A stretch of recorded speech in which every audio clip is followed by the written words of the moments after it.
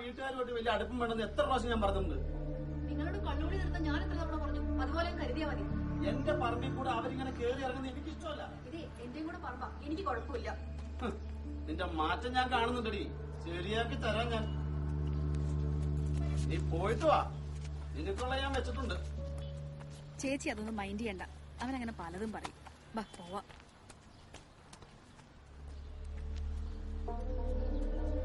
വീട്ടുകാരെ പണിക്ക് സ്നേഹിച്ചു കെട്ടിയതാ, അവരുടെ ശാപ ഞാനീ അനുഭവിക്കുന്നത്. ഞാനും ടെൻഷനില്ല. ജോർജ് കുട്ടി ഇപ്പൊ കുടിക്കാൻ തുടങ്ങി. എന്താ ചിരിക്കുന്നത്? ജോർജ് കുട്ടി ചേട്ടനൊക്കെ ഒരു കുടി കാണും, അതൊക്കെ സാബുവിന്റെ കുടി കാണണം. ചെറുതായിട്ട് തുടങ്ങിയല്ലേ വലുതാവുന്നത്. എന്റെ ചേച്ചി, ജോർജ് കുട്ടി ചേട്ടന് എവിടെ നിർത്തണം എവിടെ തുടങ്ങണം നന്നായിട്ട് അറിയാം. ചേച്ചിക്ക് ഇതാണ് എന്നോട് പറയാനുണ്ടെന്ന് പറഞ്ഞത്? അതേതല്ല, ഇന്നാൾ അഞ്ജുവിന് ഒരു ചെറുക്കന്റെ കാര്യം പറഞ്ഞിരുന്നില്ലേ?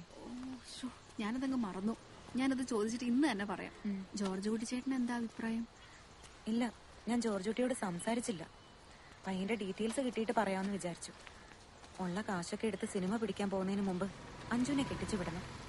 അത് വേണം ചേച്ചി. ഇനി അത് താമസിച്ചൂടാ. അഞ്ജു ഇവിടുന്ന് മാറുന്ന നല്ലത്. അഞ്ജുവിന്റെ അഭിപ്രായം എന്താ? ഇന്നേ വരെ അവളോട് ഇക്കാര്യം ഞാൻ സംസാരിച്ചിട്ടില്ല. അവൾക്കും ഈ നാട്ടിൽ നിന്ന് മാറണമെന്നുണ്ട്. എന്നാ തന്നെ ഹോസ്റ്റലിൽ നിൽക്കാൻ പേടിയാ. അല്ലായിരുന്നെങ്കിൽ ദൂരെ എവിടെയെങ്കിലും വിട്ട് പഠിപ്പിക്കായിരുന്നു.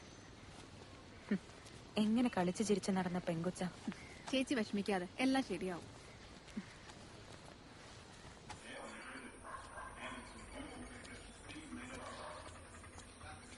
ആ അമ്മേ, അച്ഛൻ വിളിച്ചിരുന്നു, തിരിച്ചു വിളിക്കാൻ പറഞ്ഞു.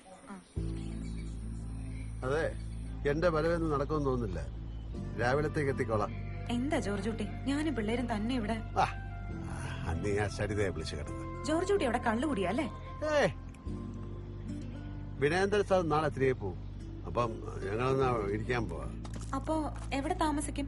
ഞാനിവിടെ ലോഡ്ജ് എടുക്കും. അനുമോള് വന്നോ? ആ വന്നു വന്നു. വന്നപ്പോ മുതല് ടിവിയിലാ. ശരി ശരി, ഞാൻ അവളോട് വന്നിട്ട് സംസാരിച്ചോളാം. നീ വെക്ക.